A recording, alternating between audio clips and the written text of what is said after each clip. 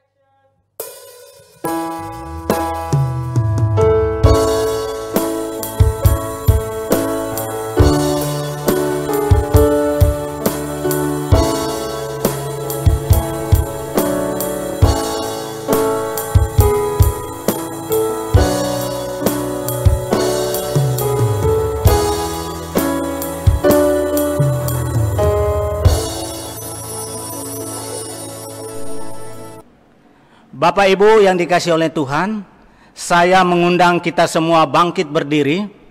Mari kita arahkan hati kita kepada Tuhan dan kita berkata, pertolongan bagi kita pada ibadah pagi hari ini datangnya dari Tuhan yang menjadikan langit dan bumi, yang memelihara kesetiaannya sampai selama-lamanya, dan yang tidak pernah meninggalkan perbuatan tangannya. Turunlah atas saudara-saudara sekalian damai sejahtera dari Allah Bapa, dari Tuhan Yesus Kristus, dan dari Roh Kudus. Amin. Shalom, Jemaat Gereja Kristen Kalam Kudus Sorong yang dikasihi Tuhan Yesus Kristus. Kembali kita bersyukur untuk dapat beribadah meskipun secara online, tanpa kekurangan suatu apapun. Kita mau menyiapkan yang terbaik bagi Tuhan untuk ibadah kita ini, baik secara fisik, hati, maupun pikiran kita, untuk dapat fokus menikmati hadirat Tuhan. Kita mau menaikkan satu pujian yang berjudul Hormat bagi Allah Bapa, sebagai simbol penghormatan kita kepada Tuhan kita.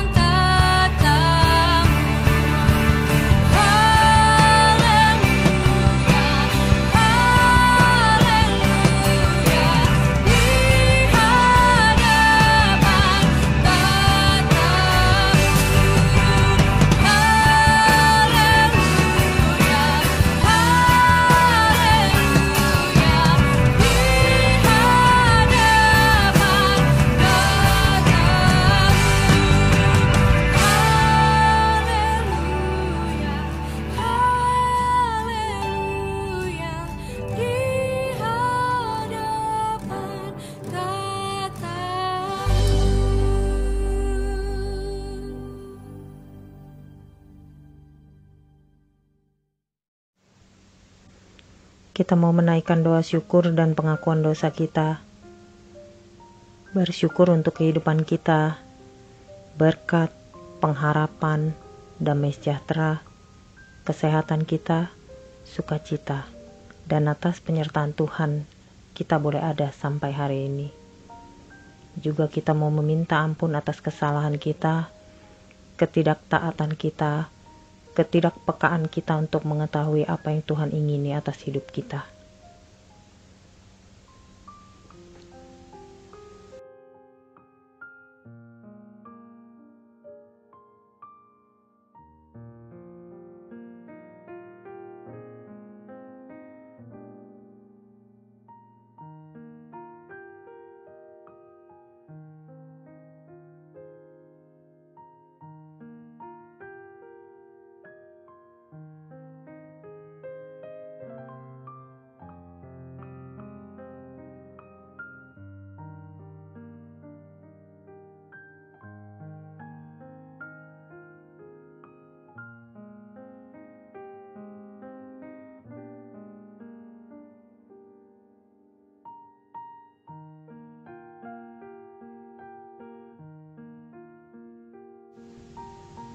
Tuhan, kami mau mengucap syukur untuk semua kebaikan Tuhan atas hidup kami.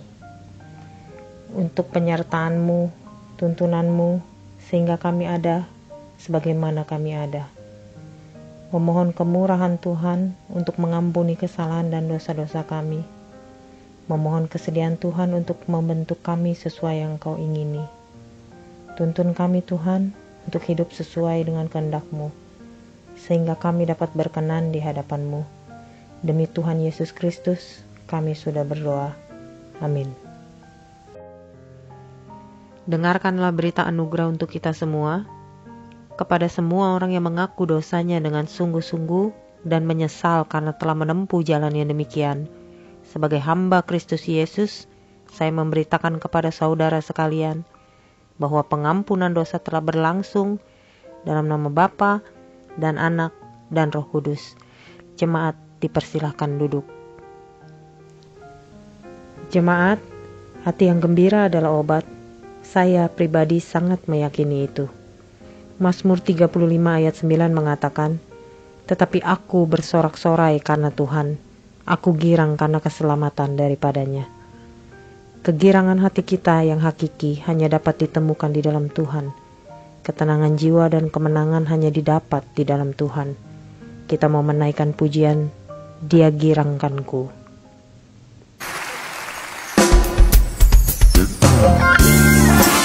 Mari sore hari ini bersukacita bersama Bapak Ibu saudaraku, sebab Tuhan memberikan sukacita yang melimpah bagi kita.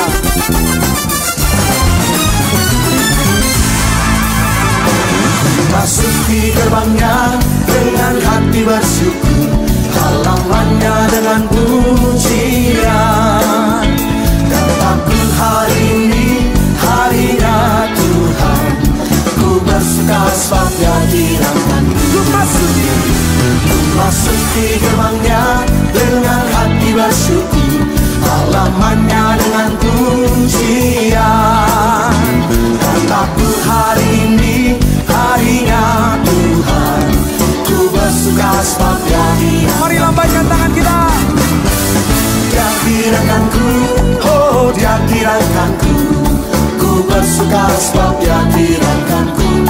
Oh oh, Dia girangkanku, oh Dia girangkanku, ku bersuka sebab Dia girangkanku.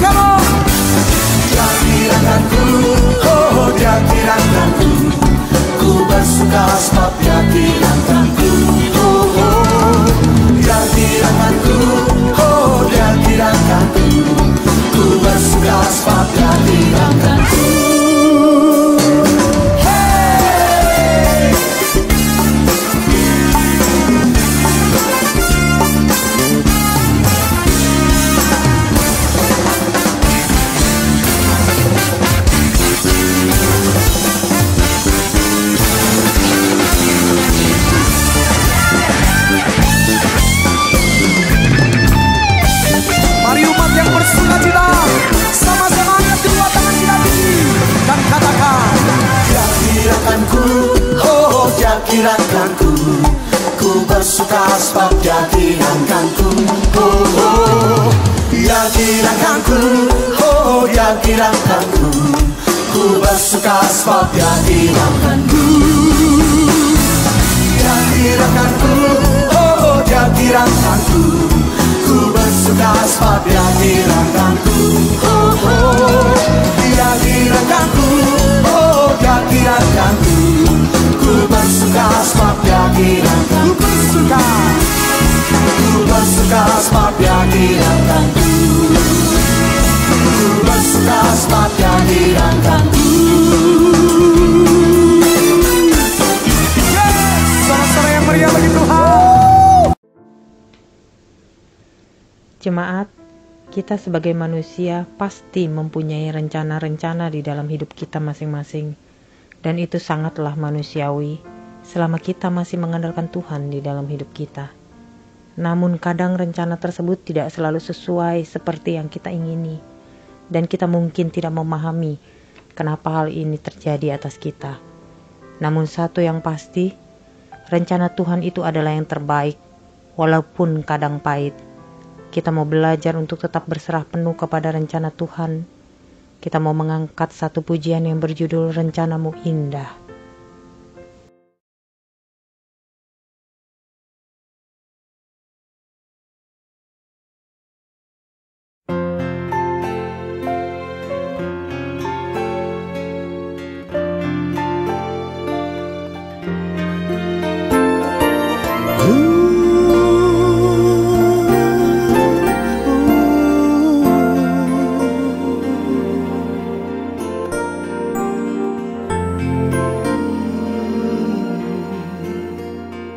Tuhan, ku percaya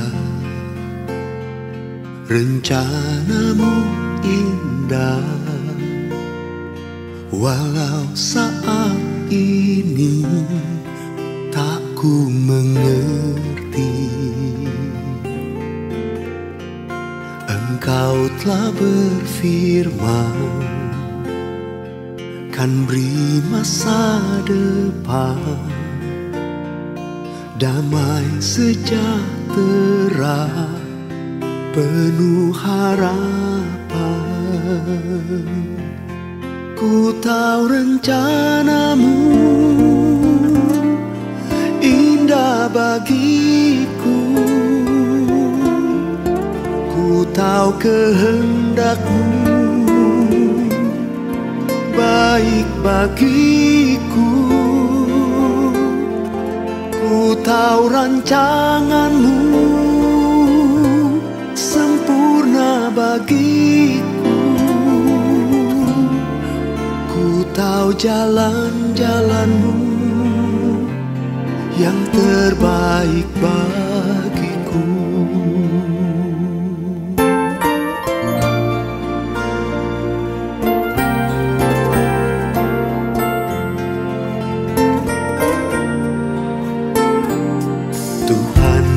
Percaya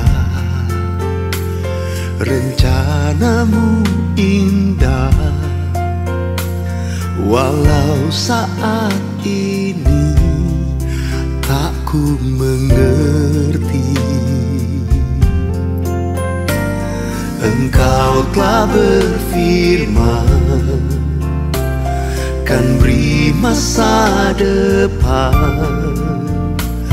damai sejahtera, penuh harapan. Ku tahu rencanamu indah bagiku. Ku tahu kehendakmu baik bagiku. Tahu rancanganmu sempurna bagiku. Ku tahu jalan-jalanmu yang terbaik bagiku.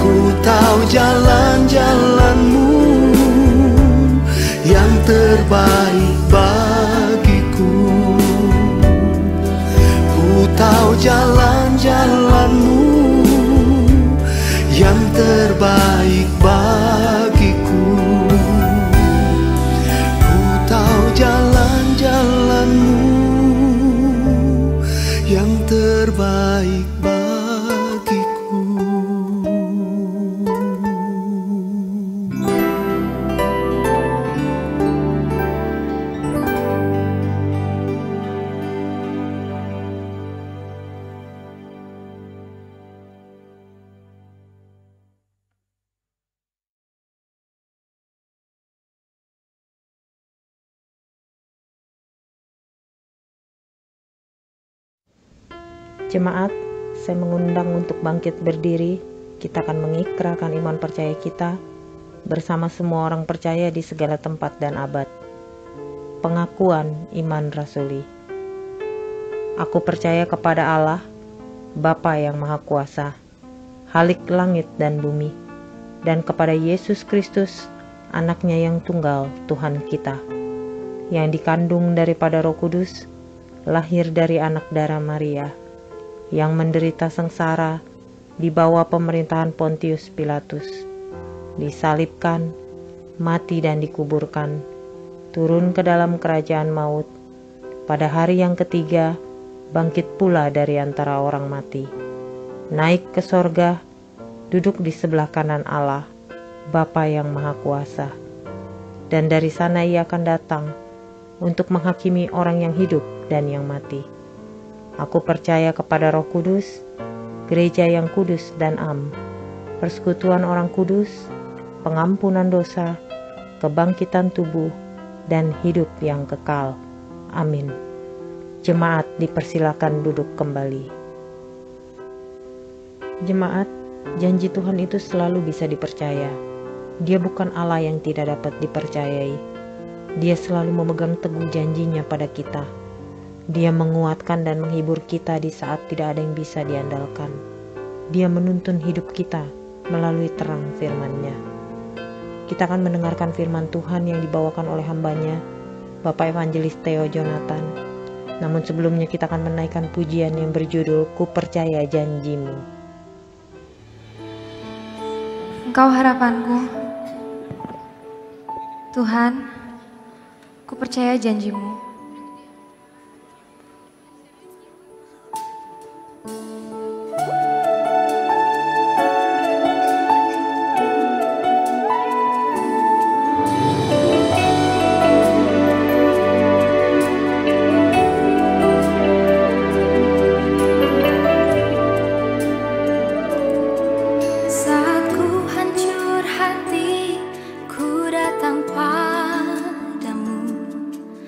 Kau beri kekuatan dan beri penghiburan saat tak seorang pun dapat ku andalkan. Kau yang memberi jalan, Kau yang menuntunku saat ku tak mengerti dalam hidup ini. Namun firman-Mu selalu menerangiku. Engkau yang buatku kuat lewati semua. Engkau pertolonganku, tempat harapanku. Tuhan, percaya janji-Mu dalam hidupku. Kau beri kemenangan, Tuhan. Kau selalu setia di dalam hidupku. Kau berharga bagiku, Kaulah jaminanku dalam hidupku.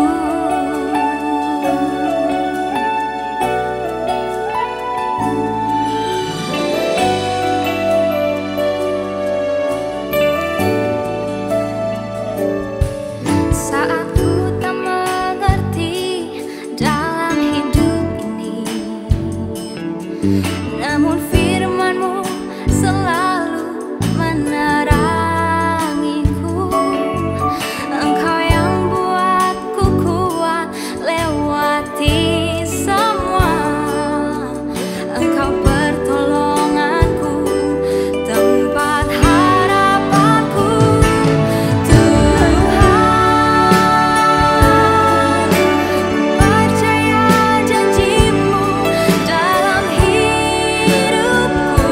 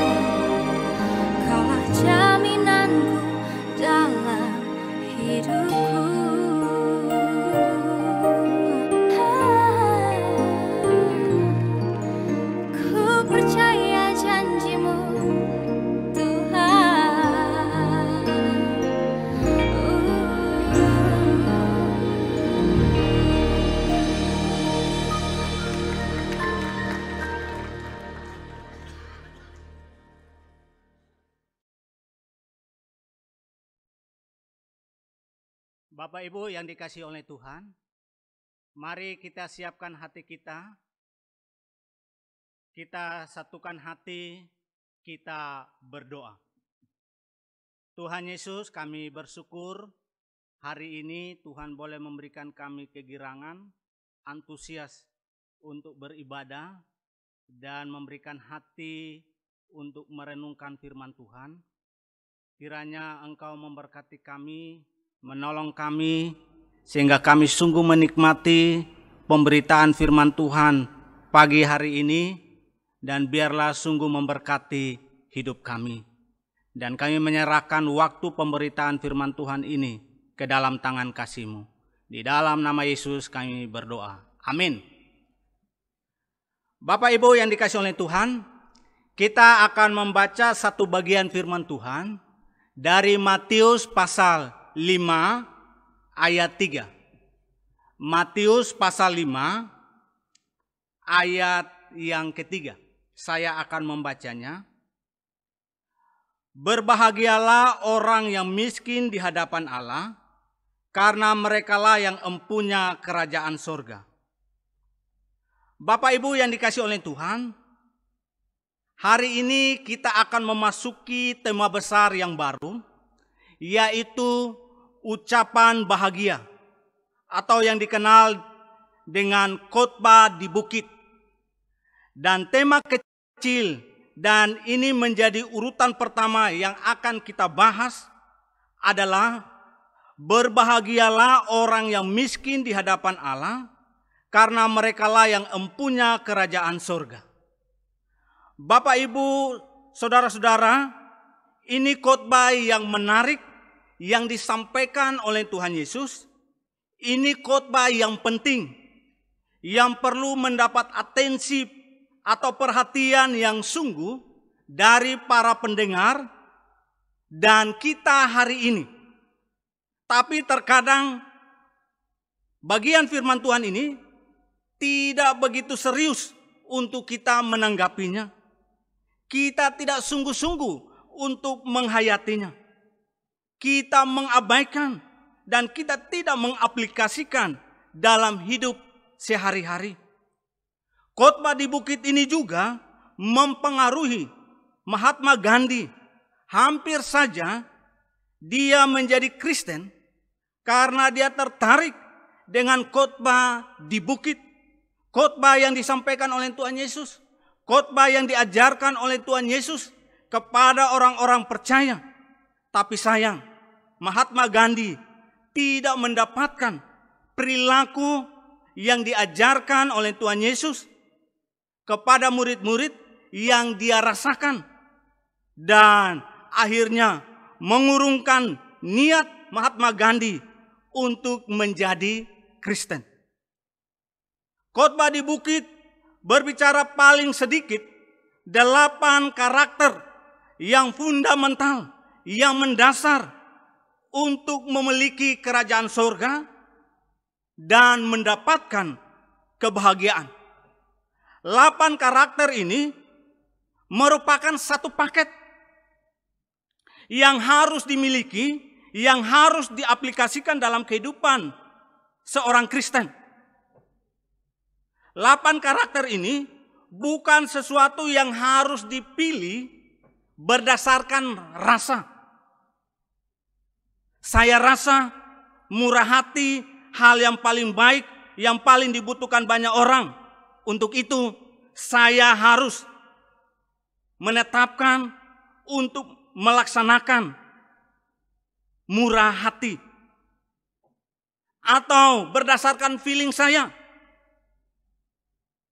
Feeling saya mengatakan lemah lembut paling dicari orang. Untuk itu saya dalam hidup ini harus menjadi orang yang lemah lembut. Yang lain saya abaikan. Atau berdasarkan chemistry, yaitu saya cocok dengan membawa damai. Untuk itu saya harus berjuang untuk membawa damai. Hal yang lain, menjadi miskin, murah hati, lemah lembut, saya abaikan. Sekali lagi, ini satu paket yang harus dilakukan, dan ini akan dibahas mulai minggu ini sampai beberapa minggu ke depan menyangkut karakter yang diajarkan oleh Tuhan Yesus. Khotbah hari ini tidak berhubungan dengan dompet atau rekening atau deposito, bukan mengarahkan kita untuk mulai hidup miskin atau memiskinkan diri, menjual segala harta benda dan menjadi miskin. Dan khotbah di bukit ini di ayat ketiga dan seterusnya yang akan kita renungkan dalam beberapa minggu, itu dimulai dengan ucapan berbahagialah. Dalam bahasa Inggris dikatakan diberkatilah. Sedangkan dalam bahasa Yunani menggunakan kata makarios. Kata makarios ada 9 kali diucapkan oleh Yesus yang berhubungan dengan sekitar 8 karakter yang harus dijalani oleh seorang Kristen atau orang percaya. Ke depan teman-teman akan membahas khotbah yang selalu punya kaitan dengan makarios. Saya hanya menjelaskan sebagian kecil saja yang punya kaitan erat dengan karakter miskin. Kata berbahagia atau makarios diterjemahkan sebagai diberkati, beruntung, lebih bahagia, bahagia. Dari perspektif Alkitab, makarios menggambarkan orang yang bebas dari kesusahan dan kekhawatiran sehari-hari karena hidupnya ada di tangan pencipta. Makarios digunakan untuk menggambarkan jenis kebahagiaan yang datang dari perkenanan ilahi dari Tuhan Yesus. Orang Yunani menggunakan makarios untuk menyebutkan dewa mereka. Dengan demikian yang diberkati adalah dewa. Karena dewa mereka tinggal di satu tempat atau dunia yang lain yang jauh dari masalah serta kekhawatiran orang pada umumnya. Orang Yunani menggunakan makarios merujuk kepada orang yang mati. Dan orang yang mati merupakan orang yang diberkati. Baik itu pria dan wanita, melalui kematian mereka akan mencapai dunia dewa-dewa. Sehingga dikatakan makarios, berbahagialah. Orang Yunani menggunakan makarios untuk merujuk kepada elit sosial ekonomi, orang terpandang, orang kaya, orang yang sukses dalam bisnis. Orang Yunani selalu menyebutkan Siprus dengan ucapan he makaria, yang berarti pulau bahagia.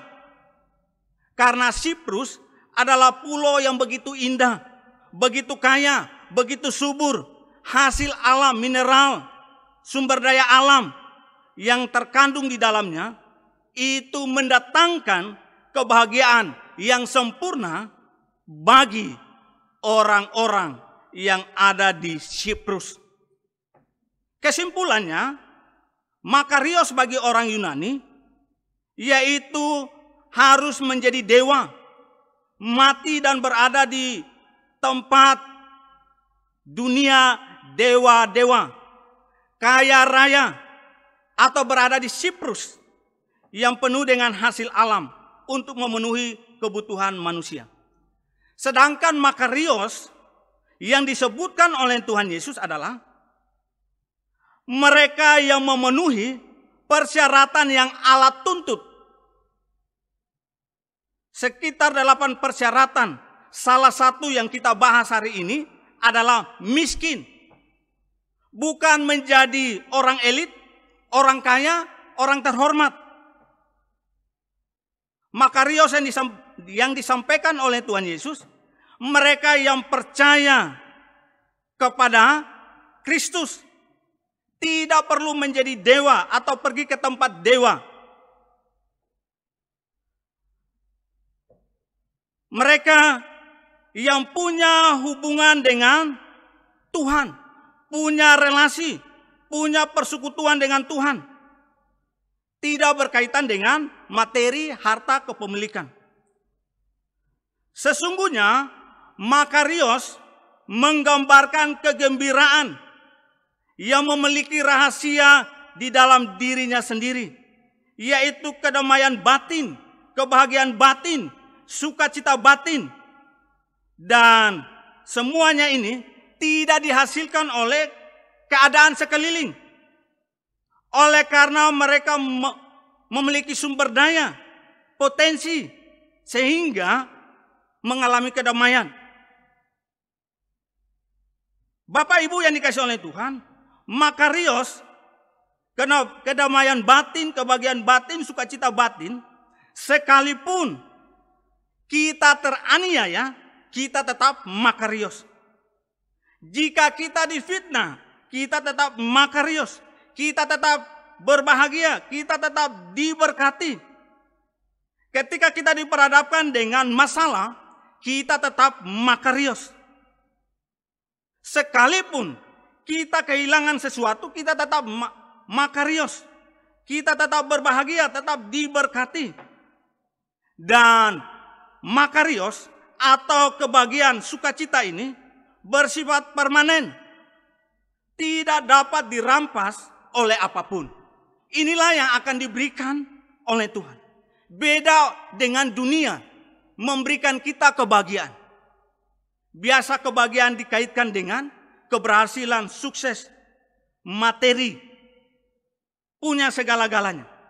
Tapi setelah itu sirna, kebahagiaan juga ikut sirna. Bapak Ibu yang dikasihi oleh Tuhan, kita akan merenungkan dua hal yang membuat kita memperoleh Makarios, yang membawa kita untuk mengalami diberkati, mengalami kebahagiaan. Yaitu yang pertama, memiliki kualitas moral, karakter yang murni, yaitu salah satunya miskin di hadapan Allah. Kedua, karena mereka lah yang empunya kerajaan surga. Mereka mendapat hadiah yang superlatif, hadiah yang terbaik, hadiah yang tak ternilai, yaitu surga hidup kekal. Inilah kebahagiaan orang percaya. Hadiah yang dirindukan semua orang. Tapi tidak semua orang bisa memilikinya. Orang yang mendapatkan hadiah kekal, yaitu orang yang hidupnya menjadi miskin di hadapan Allah. Punya karakter miskin di hadapan Allah.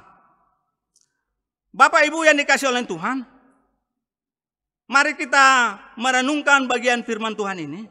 Yang pertama, apa arti miskin di hadapan Allah?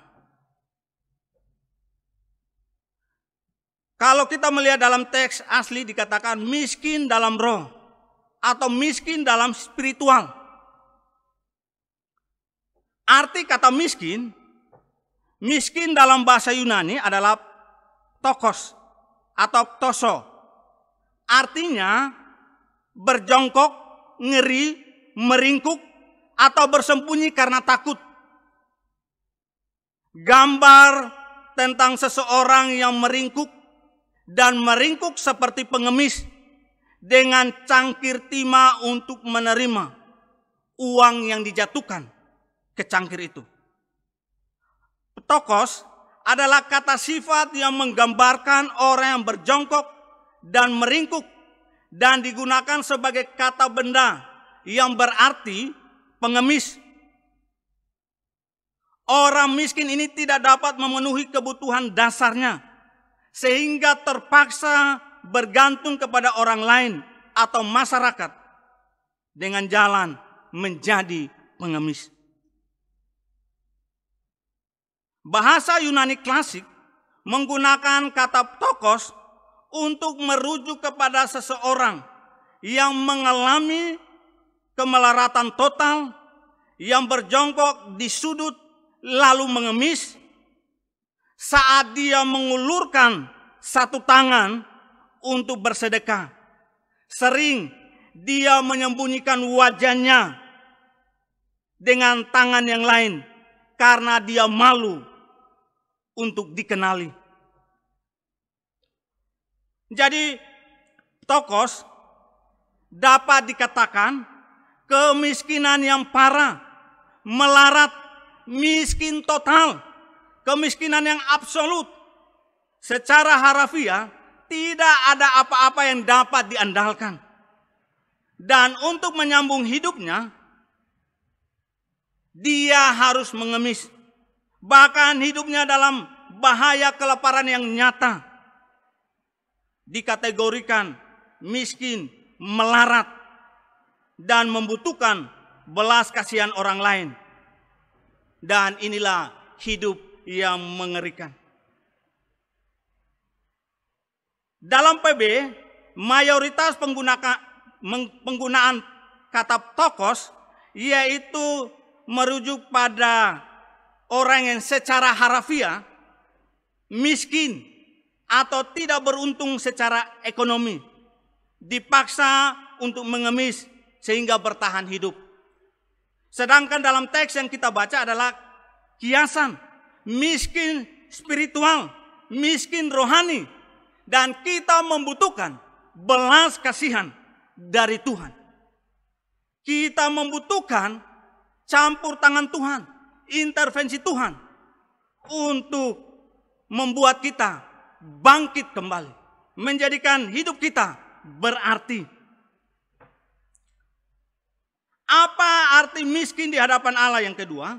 Miskin dalam pengertian teologis, Matius 5 ayat 3, Tokos digunakan secara kiasan untuk menggambarkan seseorang yang kurang beruntung secara spiritual, tidak memiliki nilai atau kekuatan spiritual, dan dengan demikian spiritualnya mengalami kemelaratan, tidak berdaya, dan dia membutuhkan anugerah atau kemurahan Tuhan untuk menolong atau menyelamatkan dari kemiskinan spiritual. Tokos atau miskin secara teologis adalah mengakui kebangkrutan atau kemelaratan spiritual, kebangkrutan atau kemelaratan rohani.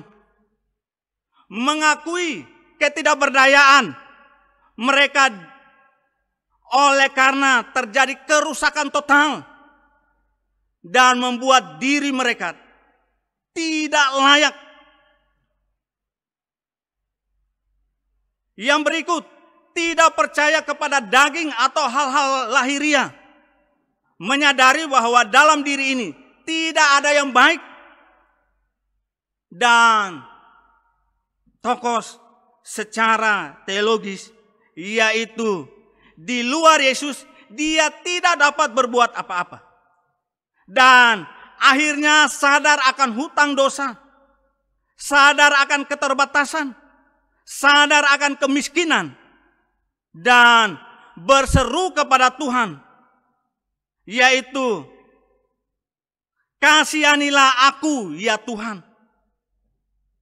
Bapak Ibu, secara teologis mau katakan bahwa di dalam Yesus kita menemukan ketersediaan belas kasihan, anugerah Tuhan, yaitu pengampunan dan pemulihan rohani. Stephen Sorenson, satu waktu dia dikunjungi oleh misionaris dari Haiti. Dan dia mengajukan pertanyaan kepada misionaris Haiti ini. Coba kamu melihat orang-orang Kristen di Amerika. Bagaimana pendapat kamu tentang orang-orang Kristen yang ada di Amerika? Dan misionaris ini berkata kepada Stephen bahwa banyak orang Kristen Amerika tidak butuh Tuhan. Mereka percaya kepada Tuhan, tapi mereka tidak butuh Tuhan. Karena mereka hidup dalam kelimpahan, punya banyak stok makanan, punya penghasilan tetap. Mereka tidak berkekurangan, sehingga mereka tidak butuh Tuhan.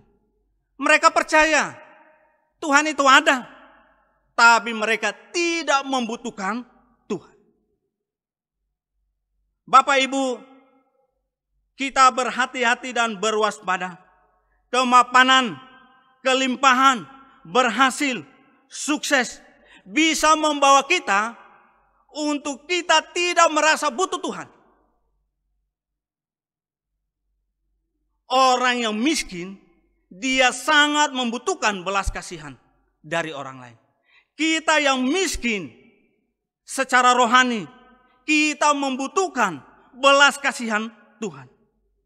Menjadi miskin secara spiritual atau miskin roh bukanlah peristiwa satu kali di mana seseorang dapat masuk dalam kerajaan surga. Tetapi ini bicara tentang pola pikir yang terus-menerus mengarah pada gaya hidup dan ketundukan kita serta kebergantungan kita kepada Tuhan. Pola pikir, kebiasaan, gaya hidup untuk terus tunduk dan bergantung kepada Tuhan. Orang yang melakukan ini adalah orang yang diberkati.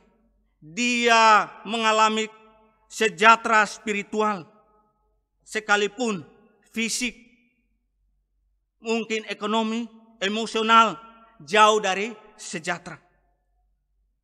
Yang ketiga, miskin melalui sikap. Ketika kita berhadapan dengan Tuhan, ketika kita berada di hadirat Tuhan, ketika kita bersekutu dengan Tuhan, ketika kita melakukan penyembahan, ketika kita memelihara hubungan dengan Tuhan, kita dapat melihat diri kita dalam terang firman Tuhan, yaitu merasa tidak layak di hadapan Tuhan, mengakui akan dosanya di hadapan Tuhan. Mazmur 51 ayat 9 berkata, bersihkanlah aku daripada dosaku, dengan hisop maka aku menjadi tahir. Basuhlah aku, maka aku menjadi lebih putih dari salju. Mengalami kerusakan dan rasa tidak layak. Yesaya 6 ayat 5. Lalu kataku, celakalah aku binasa, sebab aku seorang yang najis bibir. Aku tinggal di tengah-tengah bangsa yang najis bibir. Namun mataku telah melihat Sang Raja, yakni Tuhan semesta alam. Lukas 5 ayat 8. Ketika Simon Petrus melihat hal itu, ia pun tersungkur di depan Yesus dan berkata, Tuhan, pergilah daripadaku, karena aku ini seorang berdosa.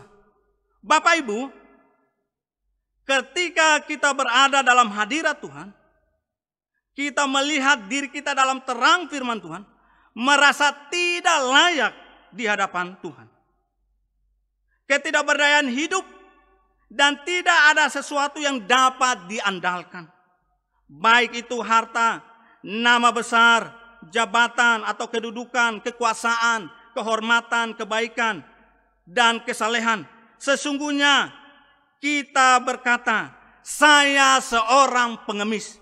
Sebagaimana Martin Luther dalam catatan di jasnya ditemukan secari kertas yang bertuliskan, saya seorang pengemis. Kejadian 18 ayat 27, Abraham menyahut, sesungguhnya aku telah memberanikan diri kepada Tuhan, walaupun aku debu dan abu. Kejadian 32 ayat 10.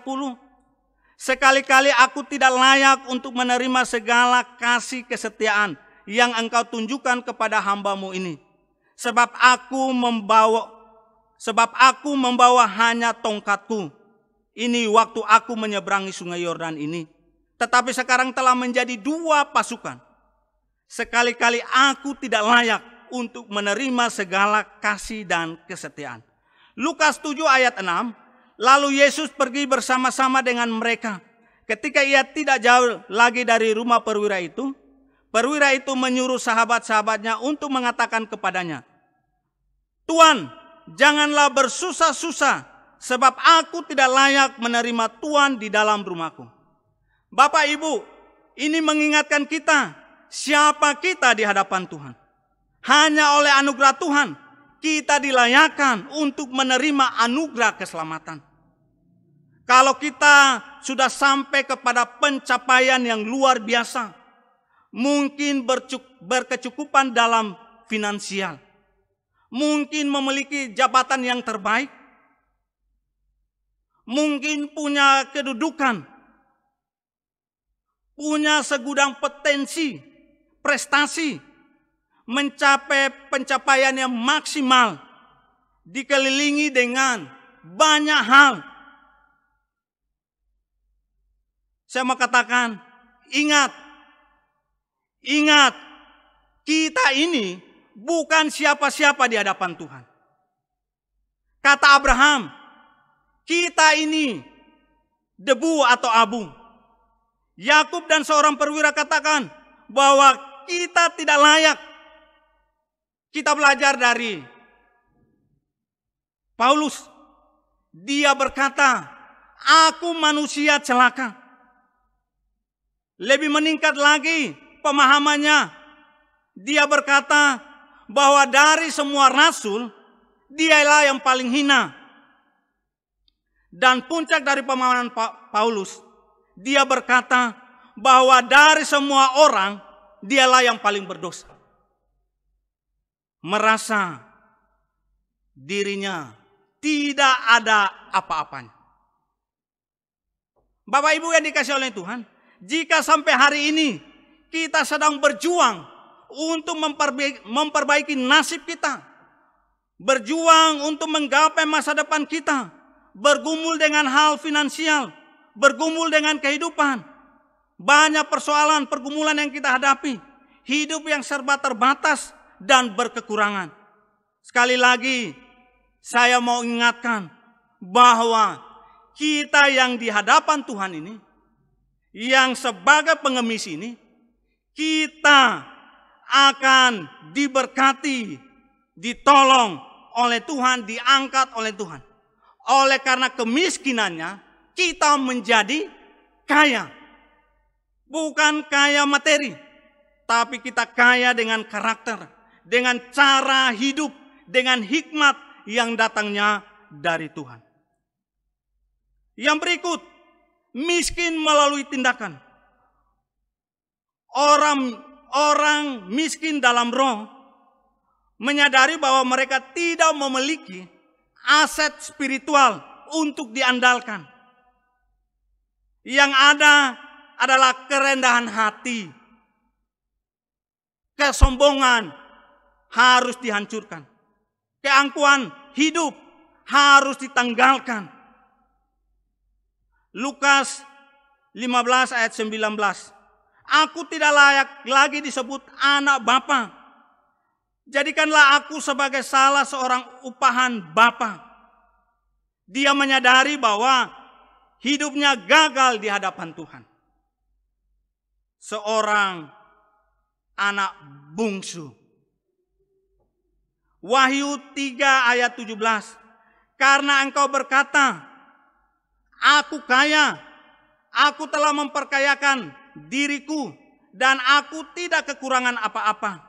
Dan karena engkau tidak tahu bahwa engkau melarat dan malang, miskin, buta, dan telanjang. Kita belajar dari bagian firman Tuhan ini, orang yang miskin secara spiritual, miskin dalam roh, dia akan melecuti atau melepaskan semua yang menjadi andalan, baik itu kemandirian, keamanan diri, pembenaran diri. Kita harus melepaskan, melecuti, menanggalkan apa yang menjadi andalan kita. Bapak Ibu, orang berkata, orang miskin berlagak orang kaya. Itu orang yang tidak tahu diri, orang yang aneh. Bapak Ibu, ini mengingatkan kepada kita.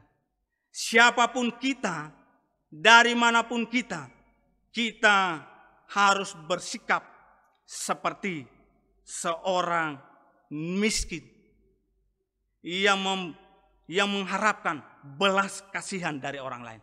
Kita harus menanggalkan kesombongan, keangkuhan, dan kita mengharapkan belas kasihan dari Tuhan. Lukas 18 ayat 11. Orang Farisi itu berdiri dan berdoa dalam hatinya begini. Ya Allah, aku mengucap syukur kepadamu karena aku tidak sama seperti semua orang lain. Bukan perampok, bukan orang lalim, bukan pesina, bukan juga seperti pemungut cukai ini. Aku berpuasa 2 kali seminggu. Aku memberikan 1/10 dari segala penghasilanku. Di ayat 13. Tetapi pemungut cukai itu berdiri jauh-jauh. Bahkan ia tidak berani menengadah ke langit. Melainkan dia memukul-mukul dirinya dan berkata, Ya Allah, kasihanilah aku orang berdosa ini. Bapak Ibu, mengingatkan kita untuk tidak merasa lebih baik dari orang lain. Tidak merasa lebih penting, lebih hebat dari orang lain. Terkadang kita begitu percaya diri, over confidence dengan status kemampuan kita, keberadaan kita yang kita miliki. Sehingga kita merasa lebih baik, merasa lebih benar, merasa lebih pantas dari orang lain. Dan memandang orang lain dengan jijik, memandang orang lain dengan sinis, memandang orang lain dengan rendah, tidak menghargai. Bapak Ibu yang dikasihi oleh Tuhan, kita sering melihat orang memviralkan kehebatannya, kepintarannya, perjuangannya, kerja kerasnya, pencapaiannya. Tujuannya agar orang bersimpati kepadanya. Orang tahu siapa dia. Pada saat yang sama, dia mengeksploitasi kekurangan orang lain, kelemahan orang lain. Mungkin dengan enteng dia berkata bodoh, tidak dapat diandalkan. Bahkan dia menyerang dengan verbal untuk membunuh karakternya, merendahkan martabat seseorang. Mungkin dia berkata tidak terdidik, tidak berilmu. Mungkin dia maki-maki. Tujuannya adalah mendapatkan pengakuan lebih dari orang-orang yang ada di sekitar. Supaya mendapat keuntungan, pujian, disegani. Dan orang lain dijauhkan. Inilah orang yang sombong. Berdoa di hadapan Tuhan. Tuhan, saya orang berdosa. Tapi setelah bertemu dengan orang lain, memperlihatkan keangkuhan, kesombongan, merendahkan orang lain. Bapak Ibu yang dikasihi oleh Tuhan, melalui tindakan, yaitu kita melihat dalam Markus 12 ayat 42. Lalu datanglah seorang janda miskin dan ia memasukkan 2 peser, yaitu 1 duit. 2 Korintus 8 ayat 2. Selagi dicobai dengan berat dalam pelbagai penderitaan, sukacita mereka meluap, meskipun mereka sangat miskin, namun mereka kaya dalam kemurahan. Mereka tidak punya apa-apa, tapi dalam tindakan mereka kaya dalam kemurahan. Kita belajar bahwa orang yang miskin di hadapan Tuhan, sekalipun dia miskin secara materi, Tuhan membuat hidupnya menjadi paradoks, yaitu menjadi kaya dalam kemurahan. Masih bisa memberikan persembahan untuk pekerjaan Tuhan. Masih terlibat dalam pelayanan pekerjaan Tuhan. Kaya menurut dunia yaitu harta kita meningkat. Sedangkan kaya dalam Tuhan adalah kaya dalam kemurahan. Bisa berbagi, mendukung pekerjaan Tuhan. Mungkin berbagi uang, berbagi baju, Jangan sampai kita simpan sampai lapuk, kita tidak menggunakannya, orang lain membutuhkan. Kita berbagi, mungkin punya banyak tas, jangan kita biarkan sampai terkelupas. Marilah ada orang lain membutuhkan. Berbagi makanan, jangan sampai kita biarkan membusuk. Bapak Ibu, paling berharga adalah kaya dalam kemurahan. Sekalipun mungkin kita miskin secara materi. Mungkin kita tidak punya apa-apa. Yang terpenting yaitu kaya dalam kemurahan. Kita masuk dalam frasa yang kedua, yaitu karena merekalah yang mempunyai kerajaan surga. Kalau kita melihat terjemahan yang lain, terjemahan bebas adalah karena mereka adalah kerajaan surga. Kita melihat ada beberapa istilah. Kata karena, bahasa Yunani adalah hoti. Ini adalah kata penghubung yang menjelaskan secara substansial tentang alasan memperoleh kerajaan surga adalah orang yang miskin di hadapan Allah. Jadi memperoleh kerajaan surga itu sesuatu yang pasti. Kata adalah dalam bahasa Yunani, estin. Kata kerja dasar adalah eimi, yang artinya saya adalah, aku adalah. Bentuk indikatif, artinya waktu sekarang, present tense. Di ayat 3 dan 10 berbicara tentang waktu sekarang, present tense. Artinya hadiah kerajaan surga adalah waktu sekarang, tidak berbicara tentang akan datang. Sesuatu yang pasti ketika kita menjadi orang yang miskin dalam spiritual, miskin dalam rohani, kita akan mendapatkan kerajaan surga. Kerajaan dalam bahasa Yunani basileia, dari basileus, artinya orang yang berdaulat. Raja menunjukkan kedaulatan, kekuasaan kerajaan, dominasi, tempat seorang raja memerintah dengan kedaulatan. Basileia juga merujuk pada wilayah atau orang-orang yang diperintahkan oleh seorang raja. Basileia secara konstan digunakan sehubungan dengan pemerintahan Kristus dalam hati orang-orang percaya. Jadi ketika Tuhan berkata miskin di hadapan Allah, itu berarti pemerintahan Kristus ada dalam hati orang-orang percaya.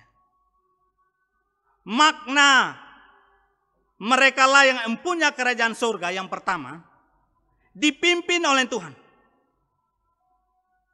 Bapak Ibu yang dikasih oleh Tuhan, kita melihat bahwa hidup miskin di hadapan Tuhan, kita tidak kehilangan berkat. Secara khusus, surga adalah milik yang berharga, tempat di mana Tuhan tinggal bertakhta dan memerintah atas hidup kita. Itu berarti kita menjadi orang yang diperhatikan oleh Tuhan secara khusus. Karena kita warga kerajaan surga. Kita tidak perlu takut dengan nasib kita. Tidak perlu khawatir mencemaskan masa depan kita. Karena seorang raja, dia akan peduli dengan nasib warganya. Dia akan memperjuangkan masa depan warganya. Dia akan menjaga warganya dari segala mara bahaya. Dia akan memelihara warganya. Ibrani 13 ayat 5b katakan, aku sekali-kali tidak akan membiarkan engkau, dan aku sekali-kali tidak akan meninggalkan engkau. Makna karena mereka lah yang mempunyai kerajaan surga yang kedua, hidup dalam kerajaan surga adalah anugerah Tuhan. Bapak Ibu memiliki atau mendapat kerajaan surga dan menjadi warga kerajaan surga bukan hasil perjuangan, bukan usaha kita untuk mendapatkannya. Kerajaan surga adalah hadiah yang diberikan kepada kita ketika kita memperlihatkan karakter seorang Kristen nilai hidup seorang Kristen yang Tuhan kehendaki. Markus 10 ayat 15 berkata, "Aku berkata kepadamu, sesungguhnya barang siapa tidak menyambut kerajaan Allah seperti seorang anak kecil, ia tidak masuk ke dalamnya." Hidup dalam kerajaan surga mengingatkan kita bahwa kita berhutang jiwa kepada Tuhan.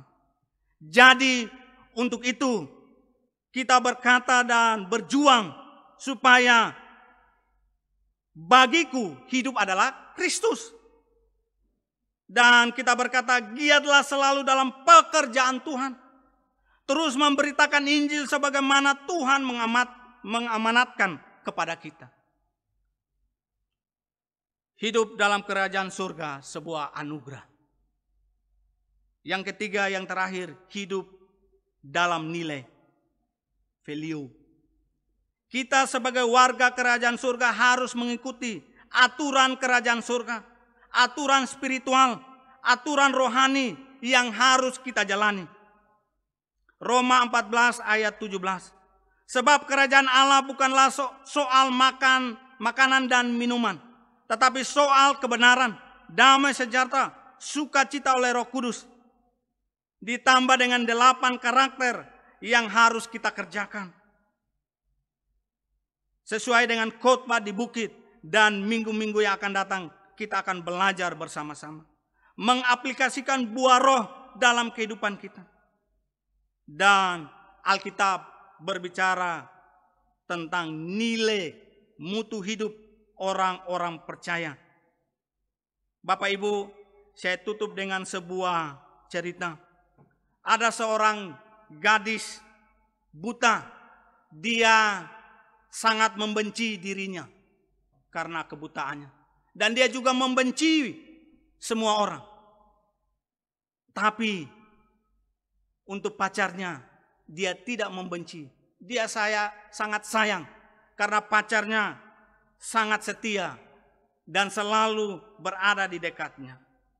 Dan satu waktu dia berkata, "Kalau saya bisa melihat, saya akan menikahi kamu." Jadi kalau dia bisa melihat, ini janjinya. Suatu hari seseorang mendonasikan sepasang mata kepadanya. Kemudian dia bisa melihat segalanya. Dia begitu bersukacita. Dan dia bisa melihat pacarnya. Dan pacarnya bertanya, "Sekarang kamu sudah bisa melihat dunia. Maukah kamu menikah denganku?" Gadis itu kaget. Dia melihat pacarnya. Ternyata pacarnya buta. Dan akhirnya dia menolak untuk menikah dengan pacarnya. "Aku tidak mau menikah dengan kamu." Pacarnya pergi sambil menangis. Kemudian dia menulis sepucuk surat dan mengatakan, "Jaga saja mataku sayang." Beginilah cara kerja otak manusia berubah ketika status berubah. Orang Papua katakan, inilah otak mati. Mungkin di tempat yang lain berkata, ini ada gila-gilanya. Kacang lupa kulit. Kita membaca 2 Korintus 8 ayat 9. "Karena kamu telah mengenal kasih karunia Tuhan kita Yesus Kristus, bahwa Ia yang oleh karena kamu menjadi miskin, sekalipun Ia kaya, supaya kamu menjadi kaya oleh karena kemiskinannya." Bapak Ibu yang dikasihi oleh Tuhan, jangan pernah kita lupa bagaimana Tuhan telah menolong, menyelamatkan hidup kita. Bagaimana Tuhan telah memberkati hidup kita. Jangan sampai kita melupakan Tuhan. Jangan sampai kita berkata, "Saya tidak butuh Tuhan. Saya tidak bersama-sama dengan Tuhan."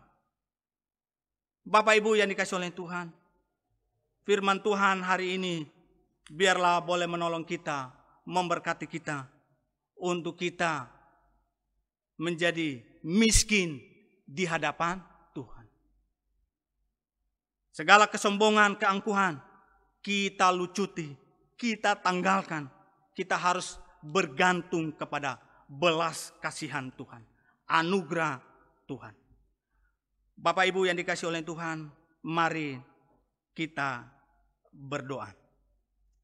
Tuhan Yesus, kami bersyukur hari ini firman Tuhan boleh mengingatkan kami untuk boleh hidup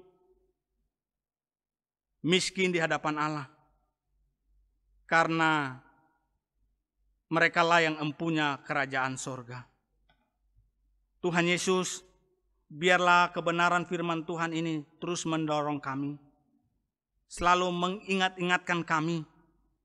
Dimanapun aktivitas kami, kegiatan kami. Biarlah kami tidak menjadi sombong. Biarlah kami juga belajar untuk menghargai orang lain. Biarlah kami terus berharap dan bergantung kepada Engkau.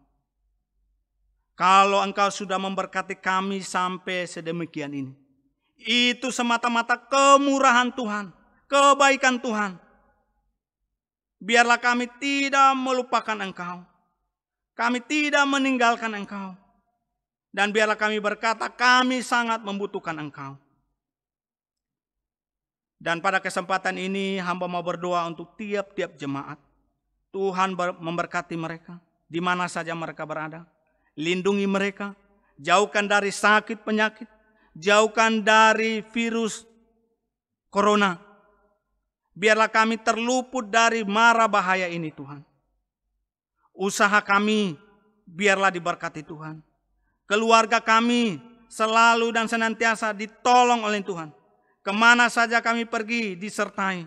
Bahkan anak-anak kami Tuhan memberkati. Pertumbuhannya, perkembangannya. Dan biarlah Tuhan memelihara kami. Sehingga kami tetap sehat, kami tetap kuat. Kalau yang sedang sakit, kami berdoa, biarlah Tuhan jamah, Tuhan sembuhkan. Dan pada kesempatan ini, hamba mau berdoa untuk saudara-saudara kami yang akan berulang tahun. Secara khusus untuk besok tanggal 14 September 2020, Ibu Erli Dama yang akan berulang tahun. Tanggal 16 September 2020, Saudara Willy Riupasa. Hamba mau berdoa untuk kedua hambamu. Tuhan terus karuniakan kesehatan. Tuhan karuniakan umur panjang. Tuhan karuniakan kesehatan. Dan biarlah sepanjang tahun ini mereka terus diberkati Tuhan. Terus ditolong oleh Tuhan. Terima kasih Tuhan Yesus. Hidup kami, keluarga kami, pekerjaan kami, biarlah semuanya diberkati oleh Tuhan.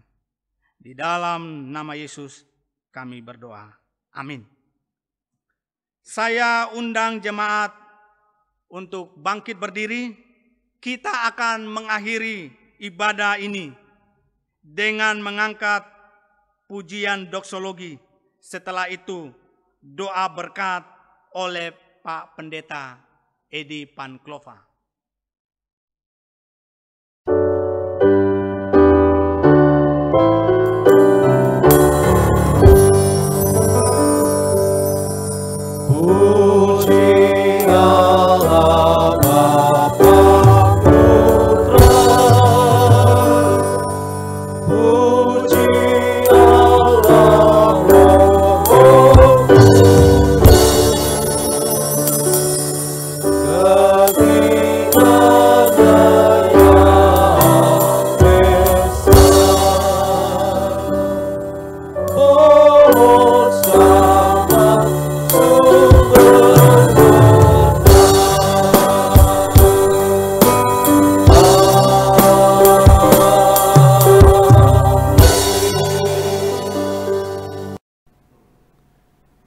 Jemaat, arahkanlah hatimu kepada Tuhan, dan dengan iman yang teguh, terimalah berkat Tuhan.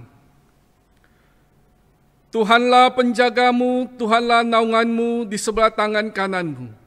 Matahari tidak menyakiti engkau pada waktu siang, atau bulan pada waktu malam. Tuhan akan menjaga engkau terhadap segala kecelakaan.